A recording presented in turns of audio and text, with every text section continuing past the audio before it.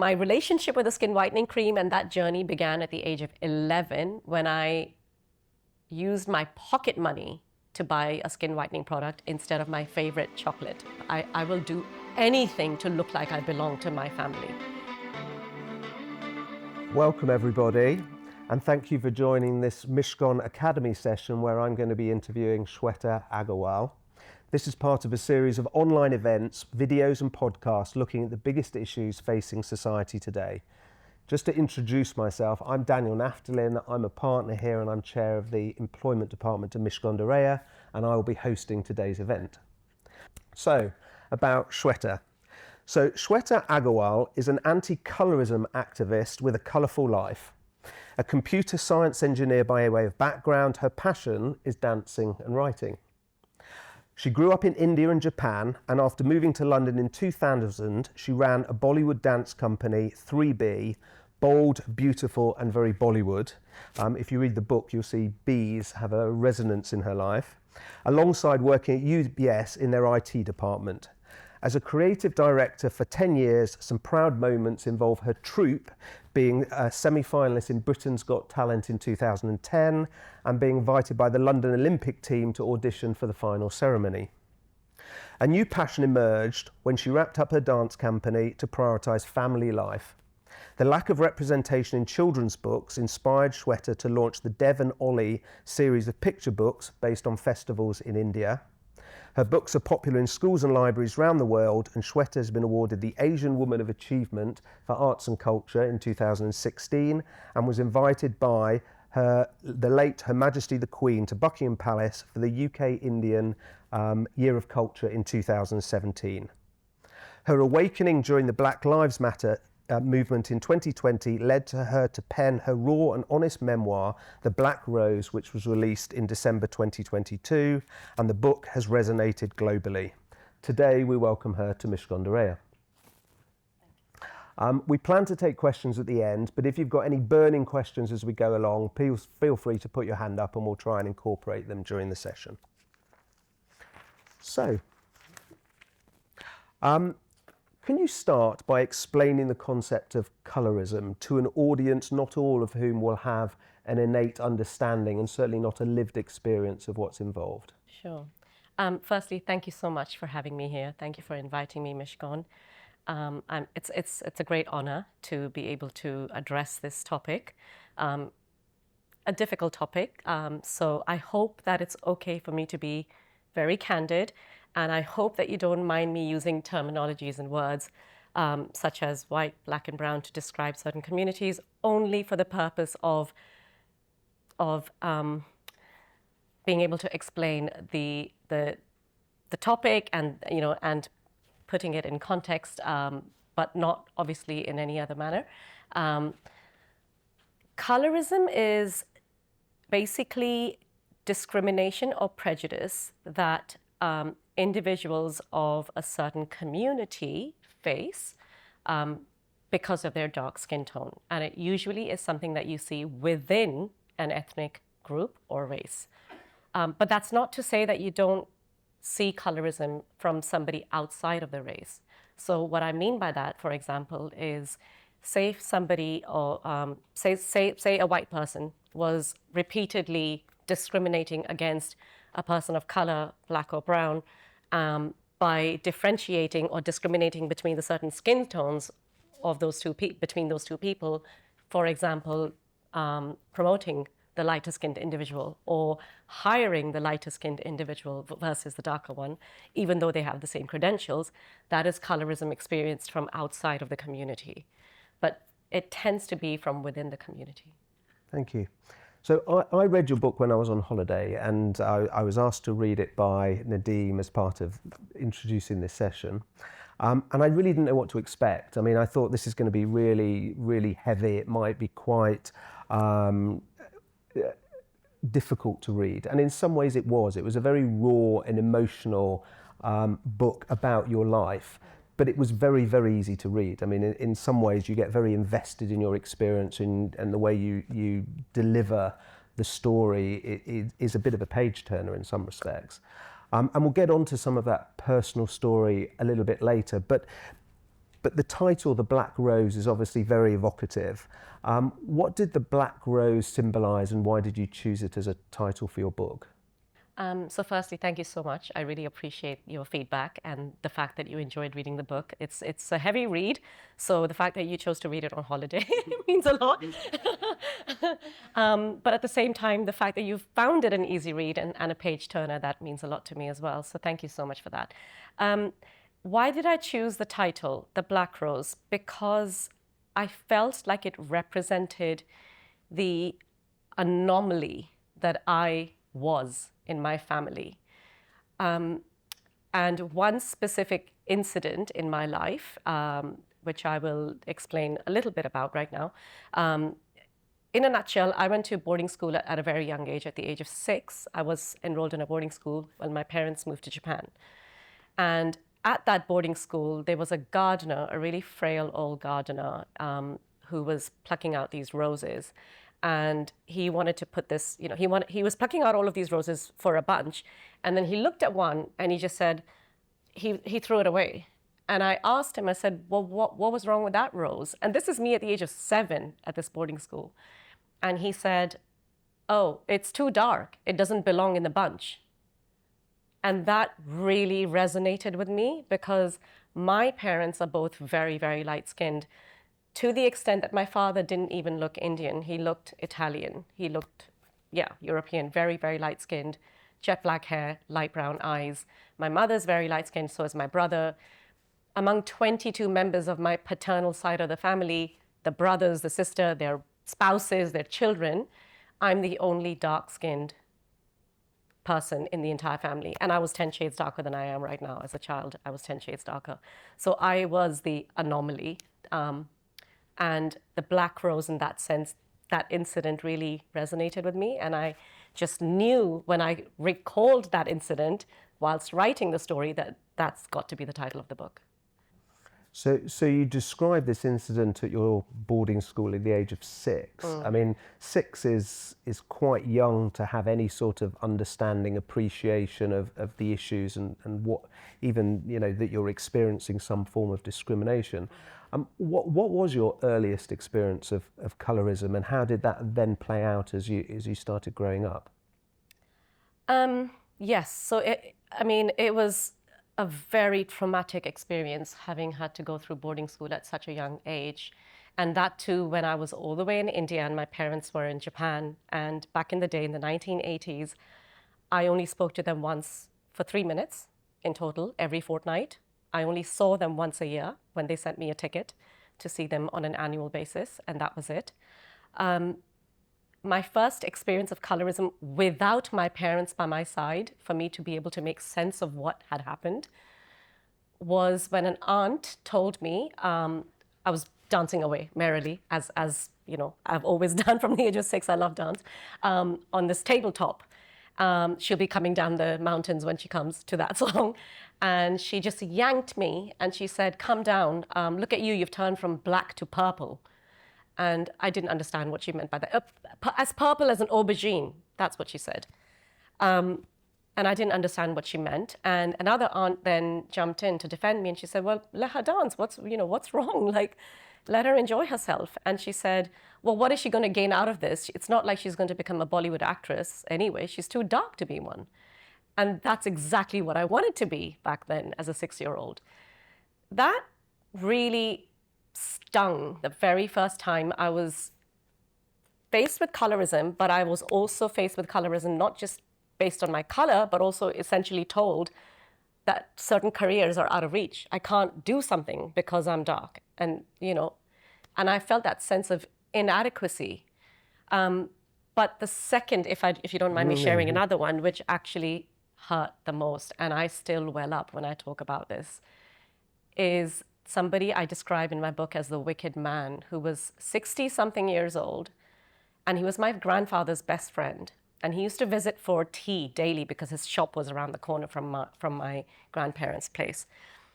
And he asked me to serve, well, my aunt asked me to serve him tea one day, and so I did. And when I took the tea to him, he literally just pushed me away and he said, go tell your aunt to make this stronger. I want it as dark as the color of your skin.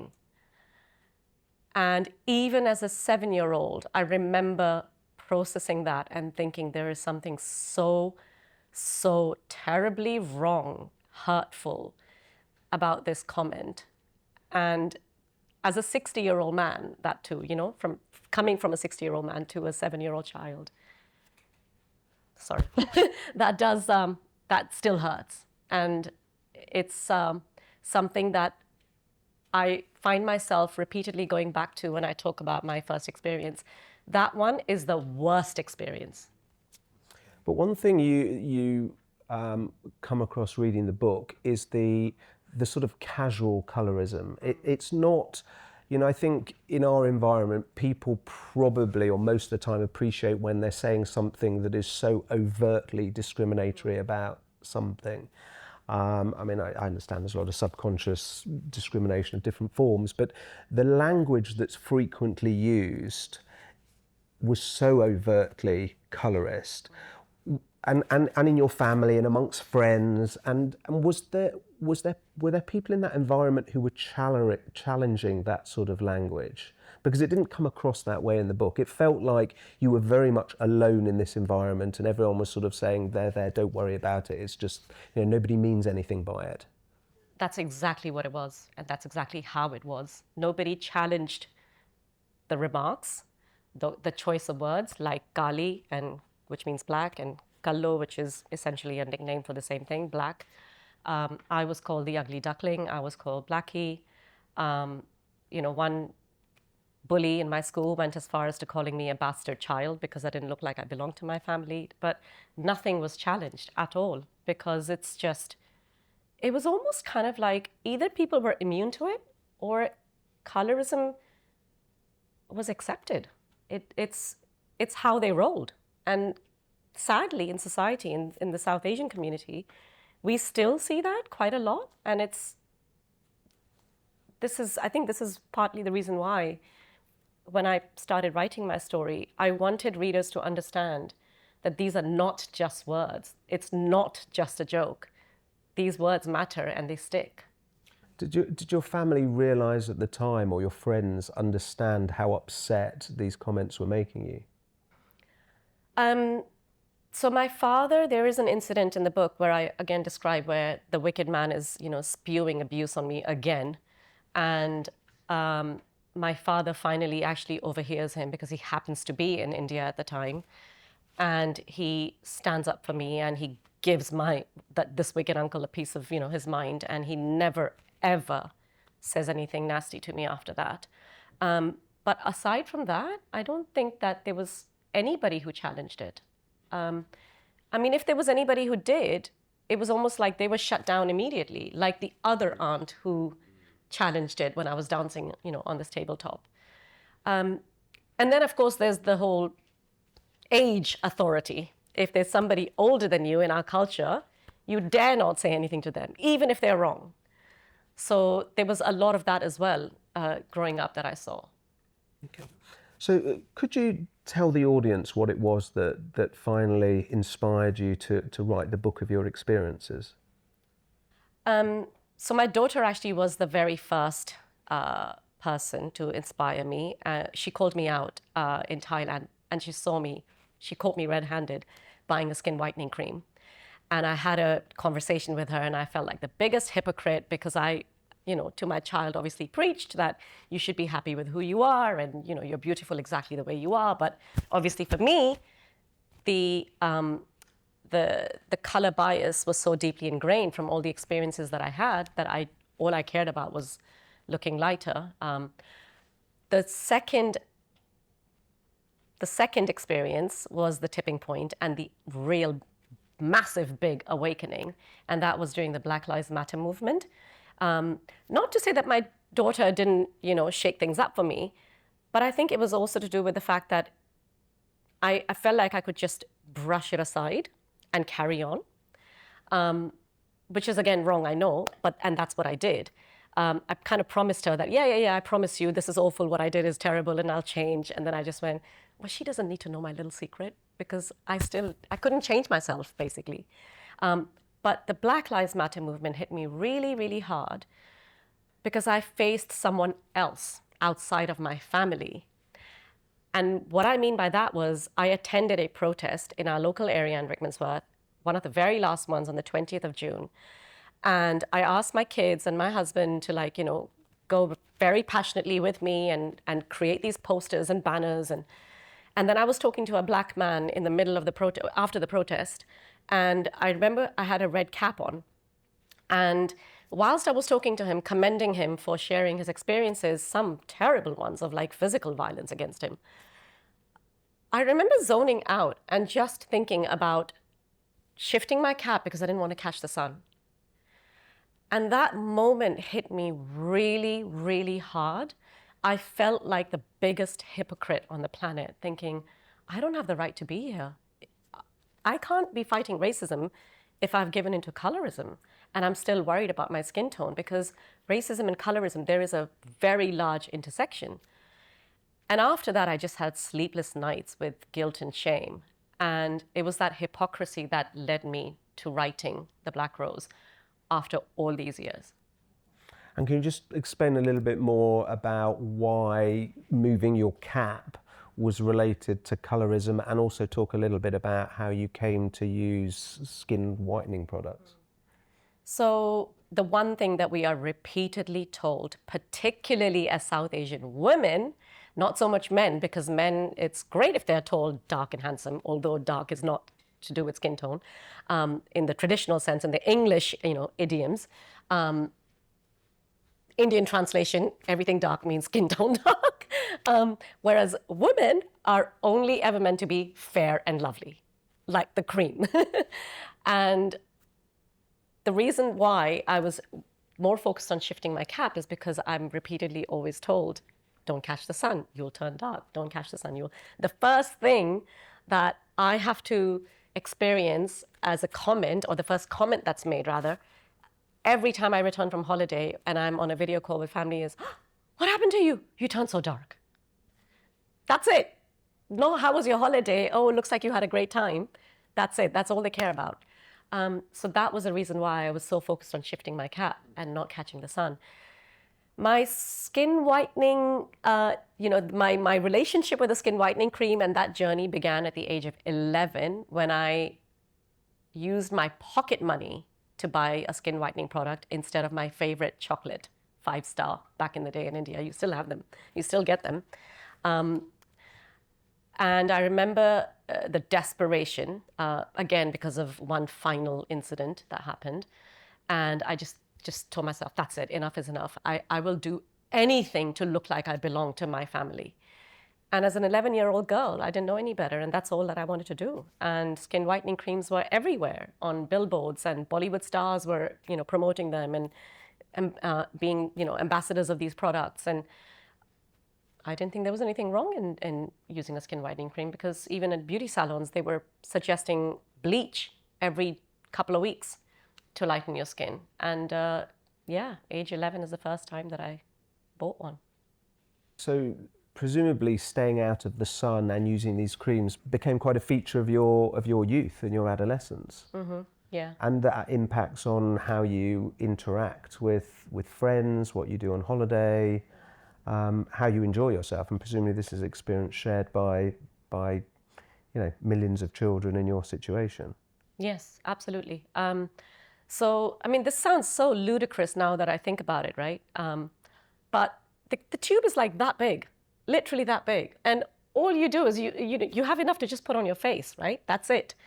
Did I care about the rest of my body looking 10 shades darker than my face? No, I didn't, because this is all I wanted, to look lighter so that I look like I belong to my family. And was I even looking at the rest of my body? Absolutely not, because I could cover it up somehow or the other. And, this is where people judge you. So I carried on with the skin whitening creams until 45. The day I attended that protest, that cream finally went in the bin. Right. So you attend the protest, you realise you've got to do something to address your personal relationship with colorism. Part of it is obviously stop using the skin whitening cream, but another part of it was writing the book.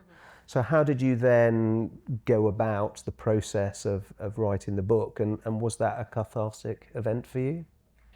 The most cathartic thing that I have ever done for myself. I have healed, I have grown, I have helped others. I like to believe as little as possible, or in as big of a way as possible, to help them heal with their experiences of colorism, or to even educate those who don't know about colorism or understand colorism because it's not something that they see within their community. The process was the most challenging thing I have also done in my life, because it's a very personal story, so it wasn't easy to pen. But having said that, the flip side, and ironically, is that it was the easiest thing to pen because it was my own story. And so the challenging part was recollecting everything and putting that in words, and putting that in words to the extent that for readers, because I wanted to make a difference, for readers, they're able to picture that. And that means that you have to literally write it as vividly as possible, describe it as vividly as possible, rather. I used to close my eyes and I'd have tears rolling down, literally with eyes closed. And oftentimes I had to get up, leave my desk, and then go for a walk or something. It took me 2.5 years to write the story because I just couldn't face certain incidents or certain trauma.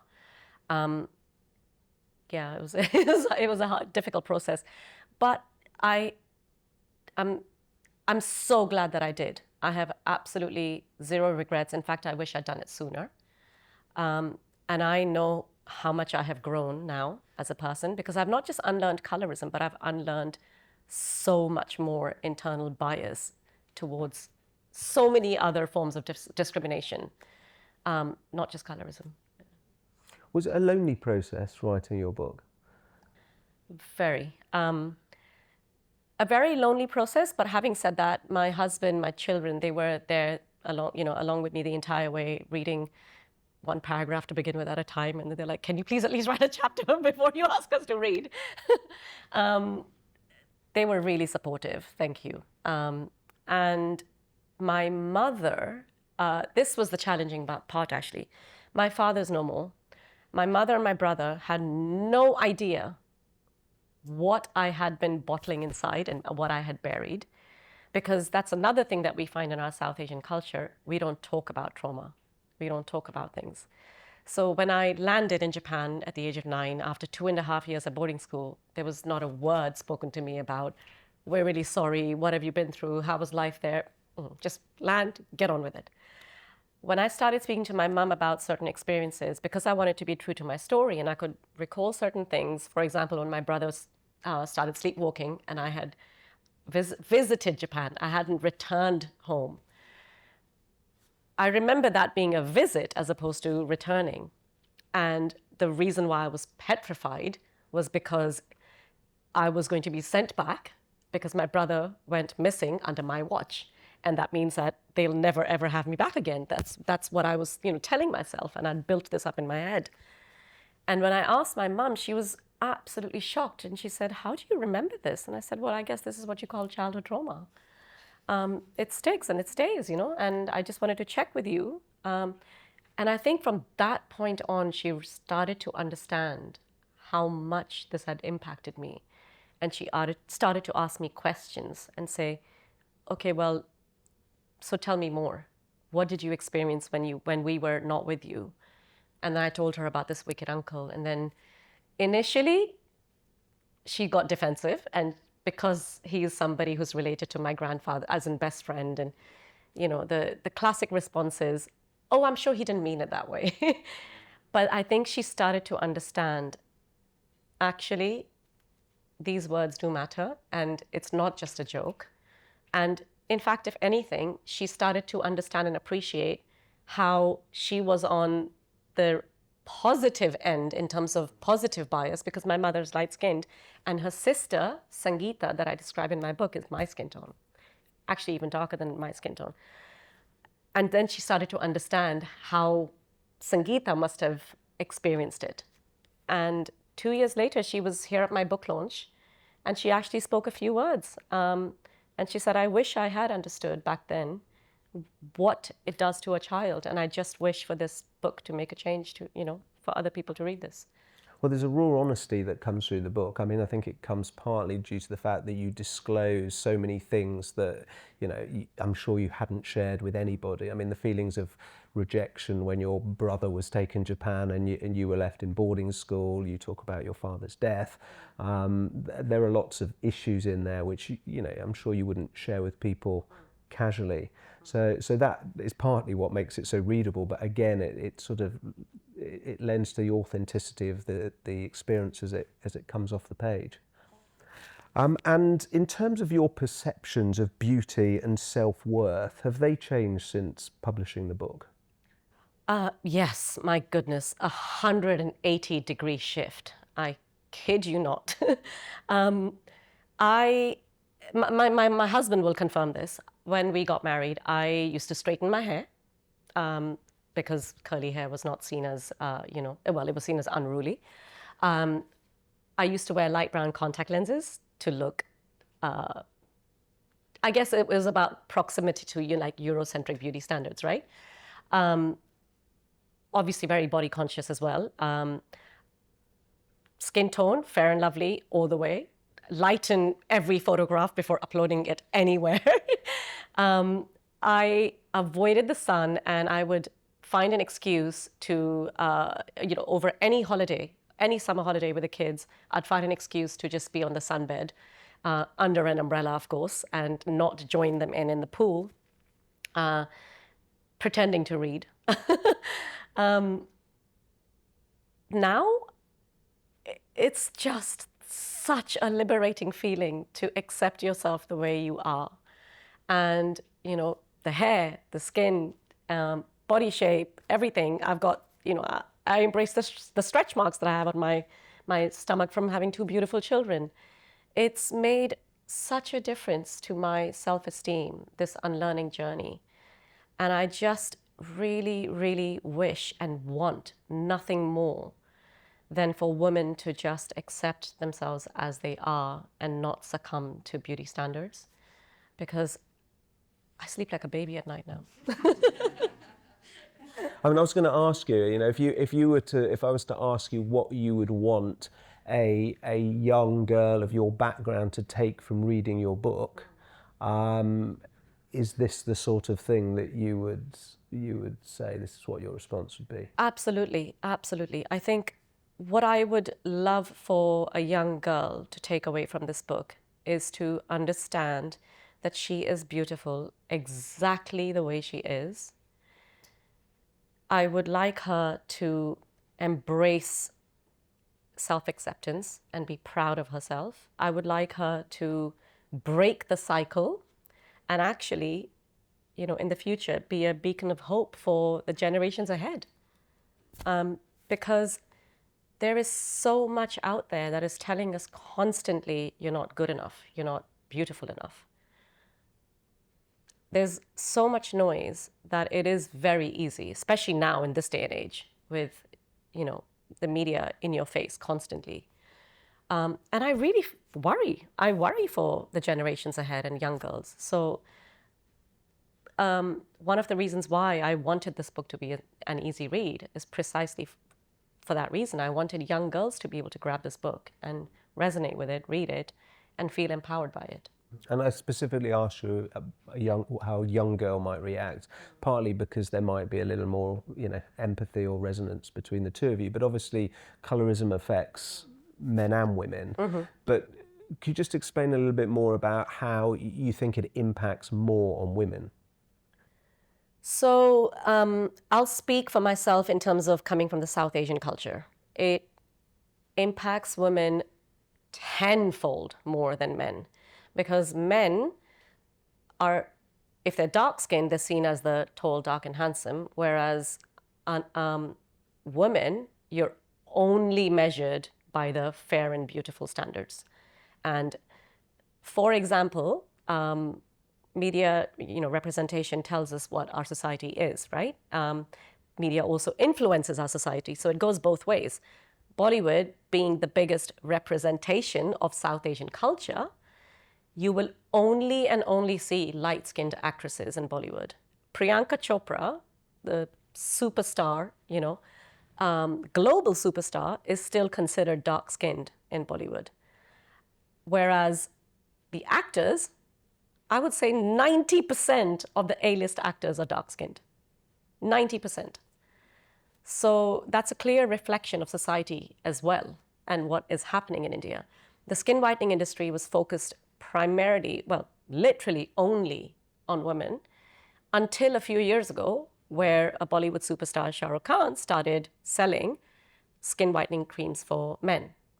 That's a burgeoning market too, but obviously received a lot of backlash, thank goodness. There's absolutely no question that when it comes to colorism, women are faced with it tenfold more than men. And I think that is the case with other societies too. I have seen that in Japan. It was mostly women who felt that pressure. Growing up in Japan, I've seen that. But other communities, I can only infer. I mean, I'd love to explore more of these topics with you, but we've got so much we need to cover, and I want to give the audience a chance to ask questions as well. But the beauty industry is obviously a big part of this. It's obviously incentivized to affect people's perceptions in order to sell more product. Do you think the beauty industry has changed in recent years, either to promote more skin whitening or to recognise the problems that come with it? The beauty industry, I feel like at the moment, and for a long time actually, have just been doing the tick the box exercise. And what I mean by that is that there is a little more representation now. We see a few more shades of brown in like foundation creams, etc. In India, ironically, although there's a lot more various shades of brown, there wasn't any brown foundation or anything to do with brown skin tone, embracing it, celebrating it up until a few years ago. And last year when I visited India, I was pleasantly surprised to see that women of my color and darker were actually on billboards of this big brand called Lakme. And that gave me hope. I was like, finally, we're getting somewhere. So there is some change, but I feel like it's a tick the box exercise because the skin whitening industry, on the other hand, is still booming. And what I mean by that is, back in 2020, the entire industry globally was valued at about $8 billion. It's now projected to, I think it's, we're in 26 next year. It will reach 12 billion by 26. 12 billion. Whereas the tanning industry was valued at only $1 billion back in 2020. And it's projected to go up to 2 billion by 2026. And is this because they're continuing to market products, or is this driven by social media? I mean, I presume that has a big impact on things. I think it's a bit of both. Social media, the bigger media, movies, etc., and people and people's mindset. And what sort of reactions have you had to your book, both nationally and internationally? So I didn't think in my wildest dreams, to be honest, as a self-published author, that I would be here today, delivering a talk and being interviewed by you at an amazing law firm like this, and a few other speaking engagements that I've had, because I honestly thought if I sell 50 copies and if I make a difference to 5 lives, that's success for me right there. And the response has been phenomenal, because 2 things that I have seen on reviews repeatedly. 1, I saw myself in this. Thank you for writing your story. I feel seen. 2, thank you for bringing up a topic that is just not discussed enough. And it's been resonating from readers all the way from Brazil to Bali. Because sadly, 80% of this world is people of color. So it's something that actually even if there's slight differences in nuances, it resonates. But one thing that struck me, at the back of your book, you name some organisations that people can contact if they faced colorism, or if they want to get involved in the movement to resist. But to my mind, it seemed quite disappointing that there wasn't a more active movement or a more powerful movement. And in particular, there didn't seem to be a particularly strong movement in the South Asian continent. And it's you know, are people telling similar stories in India, or is this a movement that is moving west to east? So it is quite sad and disappointing because I haven't seen much of a movement as much as I would have liked to have seen. People may share their stories, but in a kind of private space, maybe, but not publicly. What I find the most disappointing, actually, is that when people like myself call out colorism, the backlash that I receive is shocking. And what does that look like? So, for example, when I celebrated Simone Ashley in Bridgerton, and I was so happy to see that, brown skin representation. And then I mentioned like Charitra Chandran and Maitri Ramakrishnan from Never Have I Ever. And I said, finally, whilst, Bollywood is celebrating light-skinned beauties, we are seeing global mainstream media channels celebrating melanated beauties. That reel went viral and had like 7 million views. But the comments, more than 1,500 plus comments on my reel, were mostly negative, saying, and mostly coming from Indians in India, saying, what are you talking about? Of course, we have dark skin representation. We have Priyanka Chopra. Yeah. And that's all they had. And when I called out, don't get me wrong, extremely proud moment for me to see this super amazing pop star, Diljit Dosanjh, feature in Coachella and become the first pop singer to represent South Asian culture, Indian culture in Coachella. Quite a few of his songs, and one in particular, had this lyrics repeatedly, and the word used as Goriya, which means light-skinned woman. And Gori and Goriya means light-skinned, but also implying beautiful. And so I just created something to say, please just change your lyrics. Thank you and well done for the representation. You could just say Soniye, which is the same thing. But oh my God, I had death threats from that one reel calling out just the one word in song lyrics. So. And that's from people within the community, presumably. And why do you think they're resisting? Is that just the sort of negativity you get on social media, or are people actually motivated to resist progress in this area? I think people are. They are actually resisting the change, and it's so deep-rooted. They're resisting the change also because I just want to briefly touch upon the 3 other social constructs or ideologies that bring us to colorism: classism, colonialism, and casteism. Very often, a lot of Indians will blame colonialism alone for colorism. But that's not the case and it definitely shouldn't be the case, because colorism and casteism is something that has prevailed in India from time immemorial. And actually, classism is something that's prevailed in the world. Japan has never been colonized, but you see skin whitening in the industry there is huge, and you see it's rampant. I feel that people resist it because people then have to look within and call themselves out. And they don't want the benefits of those social constructs to be taken away from them. So, I could carry on talking for a long time. I've got plenty of questions, but I think we need to open it up to the audience. There we go. We've got one straight away. Thank you so much for sharing your story. I've been nodding along the whole time, from everything from like unruly curly hair to get out the swimming pool because no one will marry you if you're dark. Like, I've heard the whole spectrum of it. And I think it's really interesting, especially the South Asian culture, where sometimes the description of light and dark are equated to good and bad, about having like safed skin as white skin and clean skin as opposed to dirty and dark skin. And especially in the UK, we've got so many kind of South Asian transplants. What was it like for you in a culture where previously there's these Eurocentric standards, and then you come to the UK where everyone's doing the opposite, right? Everyone wants to get darker and be tanned, and they're lining tanning beds and outside in the sun. What is that kind of, how do you kind of reconcile that in your brain as something that makes sense? Well, I mean, initially it didn't make sense.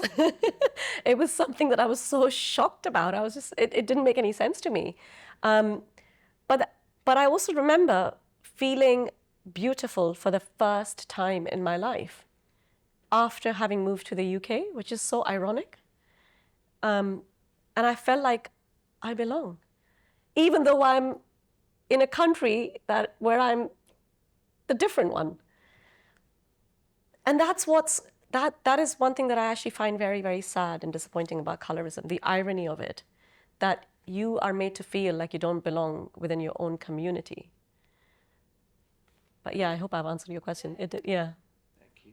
Jen, do you want to take one of the ones from online? Yes, of course. So I wonder if your parents' colorism towards you was based on their generation, but since they moved to Japan as a homogenous country, do you think they faced similar experiences like yours in Japan, which affected their perception of skin colour and changed their attitude and behaviour?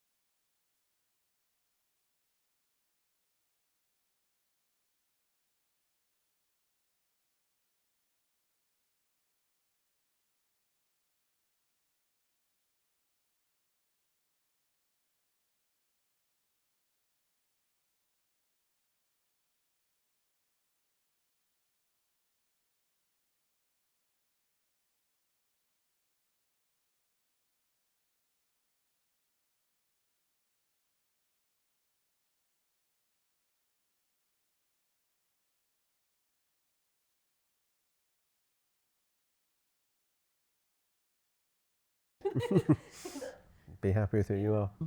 We've got some lovely comments here. Amazing book, and I also read it on holiday. If, Oh. if you could speak to the evil man or your boarding school bully today, what would you say to them?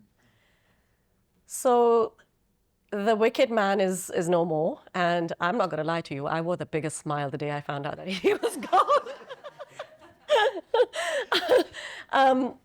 I wish I could just tell him how his words that he thought are just a joke impacted me so much that I literally considered myself, I started actually believing that I don't belong to my parents. And how is it okay for him to know? How could he sleep at night knowing that an 11-year-old had to succumb to buying a skin whitening cream? I wish I could tell him that. The bully in Japan, it's very interesting that you asked that, because I was just talking to Daniel about this earlier in the other room. I went to Japan last year for my school reunion, and he was there, and we are friends now. And actually, because I was traveling on my own, he really looked after me, and he made sure every single day, like, I knew what I was doing, what my plans were, even though I was back at home in Kobe and it felt like home again. And he spent every spare minute that he could with me, and he apologized to me. And he said, I'm really, really sorry, but I know this is inexcusable, but I hope you understand that what happened back then was a reflection of how we were all brought up. And it's just, I didn't know any better. And I forgave him, and I said, it's okay. And I hope you understand why I have written the book in the way that I have. I don't mean to shame you. And I've changed the name and his, everything. The way that he's described is not exactly how he looks. But I just want this to be something that is educational for people to understand what bullying does to you and how much it impacts you. Hi, I just had a question, and I wanted to get your thoughts on what you think communities of colour can do more to tackle the issue of colorism. Because I think, obviously, as you mentioned, it's actually a lot of times it's reinforced within communities of colour. And just by way of example, I mean, I'm of Nigerian descent, and when I would speak to like sort of elders in my family, and they would talk about growing up in Nigeria and who was amongst the cousins was classed as the prettiest, inevitably the person's skin tone would come up, and so she was fair, and so that was automatically associated with being the most beautiful. And I remember my family and I, we watched a show on Netflix called Indian Matchmaking, and in the bio data, a lot of the guys always wanted a light-skinned woman. And so I just wanted to get your thoughts on what you think communities of colour can do more to tackle the issue, and just to add a little bit of nuance with it as well.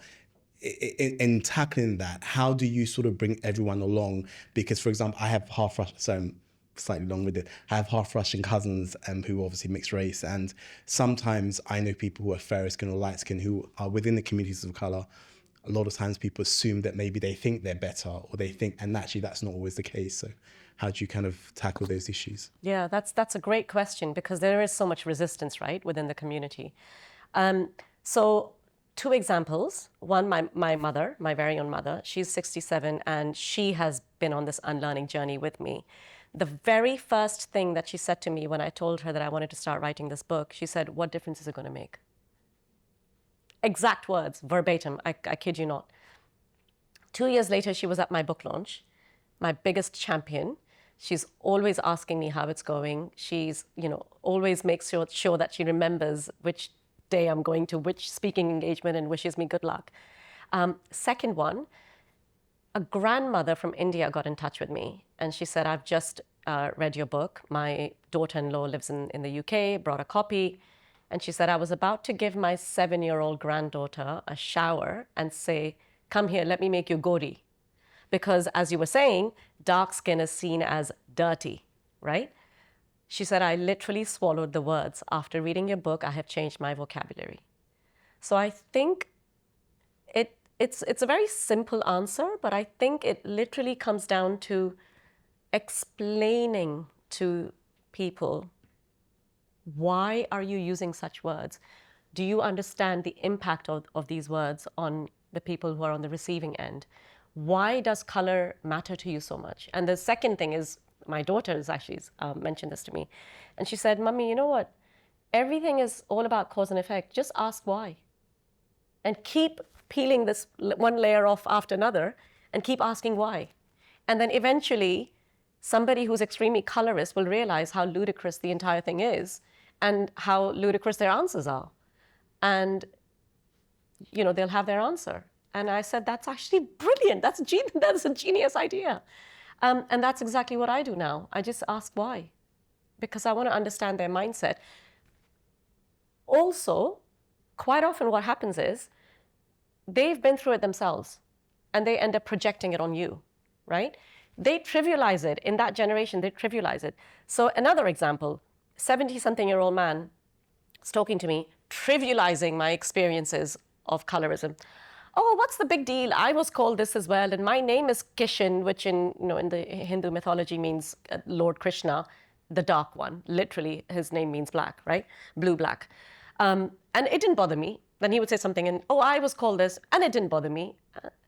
5 or 6 times later, I said, well, clearly it did bother you, because you're 70-something years old and you can recollect everything. And the penny just dropped on him, and he went, oh my God. And I think that's what it is. They trivialize it in their own heads, but it has bothered them. So it's okay to break the cycle. And I think it literally is as simple as that realization. So this final question says, great talk, thank you. I would love to hear what impact you think a happy marriage can have on self-acceptance. Ooh, good one. Shall I pass the mic to my husband here? I think all love begins with self-love. And I have learned that and finally realized that.